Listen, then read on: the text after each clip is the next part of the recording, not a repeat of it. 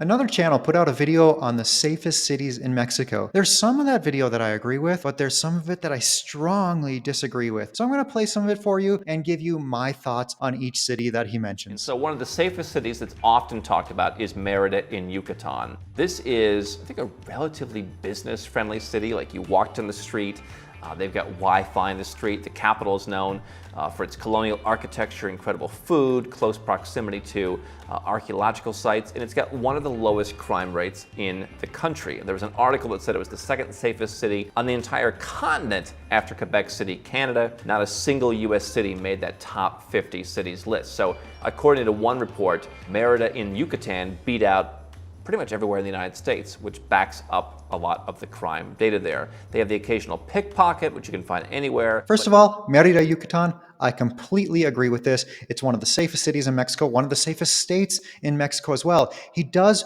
mention this article, this report that says it's the second safest city on the entire continent. But I looked into the data of that report, and they were only measuring like 200 or 300 cities in the entire world. So I don't think their data is nearly expansive enough to say, hey, this is the safest city in Mexico, because there were only a handful of Mexican cities that were even considered in that report. Another city that has had some issues recently, but I still know people who live there and they feel very safe, is Playa del Carmen. This is south of Cancun on the way to Tulum. It's still growing, economy is expanding, cost of living is still very reasonable, and so you've got a lot of expats who have gone and lived there. Big digital nomad scene. When we had Nomad Capitalist live there in 2021, ran into a lot of folks who just happened to be living there, and they really did enjoy it. You have had some recent incidents of drug-related violence nearby in Tulum, and a little bit of that has spilled over to Playa del Carmen. But people who live there have said they still feel pretty good by and large, and you can live there very affordably on the water. Next is Playa del Carmen. Look, I like Playa del Carmen. I like the city, but there's no way that I would call this one of the safest cities in Mexico. There's a huge cartel presence there. You can know this just by going out and taking a stroll down the main tourist drag of Fifth Avenue. You walk down there, you'll be offered drugs every 20 seconds. Every single one of those people offering you drugs is a cartel member. And there's shootings there pretty frequently. So it's not like it's so dangerous that I wouldn't live there. I like the city and I would live there, but I would not put it on a list of the safest cities in Mexico. So I've been living and traveling around Mexico for over 5 years now, and I've been in communication with a bunch of other people who've also been living in and traveling around Mexico. So I have quite a bit of unique knowledge on this subject. Water. My favorite city in Mexico, which I believe is very safe, and I think perhaps like New York got cleaned up, Mexico City also followed a path a few years later than New York. They actually had called Rudy Giuliani and said, hey, consult us on how to make our city safer. Now, you want to stay away from some of the more far north or far south neighborhoods in Mexico City, particularly after dark. And so there's certain areas, somebody mentioned Tepito or Merced, you don't want to go there. But if you're staying in Polanco, if you're staying in the area along Reforma, if you're staying in Roma Norte, if you're staying in Condesa, Lomas for sure, big beautiful houses, people have security guards, you can live very well. We interviewed the founder of Wall Street Bets, who lives in Mexico and feels safer than he would in the United States. He feels he's able to navigate the city better. Now, you have pollution, you have actual traffic, unlike what you'd find in Merida, which are downsides. But if you're living in a neighborhood that is affluent, by the way, the benefit of those affluent neighborhoods, same as in some other parts, like in Istanbul, Turkey, is they're often built in the areas where the earthquakes have the least impact. That's part of what made them initially attractive to affluent people. And so if you're concerned with earthquakes, living in a place like Polanco perhaps reduces that risk. Mexico City, I think, has so many neighborhoods that you can stay very much safe, and there's a big police presence in many of them. Definitely has a very safe feeling. So Mexico City, it's a nice city in a lot of ways. I agree with that. I think it's a very nice place, and I would consider living there. However, there is no way in hell that I would ever put this on a safest city in Mexico list. You go and look at the crime statistics, and Mexico City is so much higher than every other place in Mexico in terms of overall crime that's happening. Not talking just about murders, but about everything from petty theft to vehicle theft to extortions to kidnappings, everything included, frauds, all that. Mexico City is so much higher than all the other places in Mexico that it's not even close. And I don't know if there's any other place in Mexico where when you're walking around, you see everybody carrying their backpack on the front of their body. People do not do this in safe places. However, with that said, he does make some very good points in this video. There are places of the city that you don't want to live in, and living in an affluent neighborhood is going to make your life a whole lot safer. I completely agree with this, and this applies to every city in Mexico. Living in a gated community is going to increase your safety levels a lot. But then he goes on to mention some of these neighborhoods. He mentions Polanco, Condesa, Lomas. So to get a 2,000 square foot house in Polanco, you're looking at like $5,000 a month, $5,000 a month. These are very, very expensive neighborhoods. He mentions Lomas. He's probably talking about Lomas de Chapultepec, and a home there could easily run you $15,000 a month. And when you're watching his video, keep in mind that him and his clients, at least to my understanding, they're all multimillionaires. These are all very, very wealthy people who can afford $5, $10, $15,000 a month for a rental. Whereas average folks like you and I, we can't. We have to like go find a cheaper neighborhood. Sure, I can still afford a gated community, but I can't be in one of those super high-end places like Lomas or Polanco. Now, I live in Queretaro. I live in a state right next to Mexico City. It's a couple hours driving away, but I talk to a lot of people here who have moved from Mexico City. They move here for two reasons. One, they always mention safety. They say, hey, there's just too much crime. There's too many robberies and extortion attempts and kidnappings happening in Mexico City that I just don't feel safe living there. And also, they say they moved to Querétaro because it's cheaper. Now let's go look at some of the actual crime statistics in Mexico City. So here you can see the crime statistics for each state in Mexico, but Mexico City is broken down in its own category because technically that's its own federal entity. So Mexico City is at 45,000 crimes per 100,000 inhabitants, and that is just in 2021 alone. So this data is a couple years old, but let's assume it's remained the same. That would mean in 2023, there's about a 45% chance that you'll become a victim of a crime, or an average of one crime. So it's basically a coin flip of whether you'll be the victim of any crime over the course of a year. Now let's take a look at what makes up these crimes. The most common one is robbery or assault in the street or in public transit. So if you're able to have your own car, if you have enough money to have your own car, that is one thing that will make you safer in Mexico, in addition to living in a gated community and taking normal precautions. Another pretty high one is extortion. Another high one is fraud, partial theft of a vehicle. So those are some of the things making up those crimes that we're looking at. By the way, Andrew, the guy in this video, is very knowledgeable on a ton of subjects of like international living, travel, banking,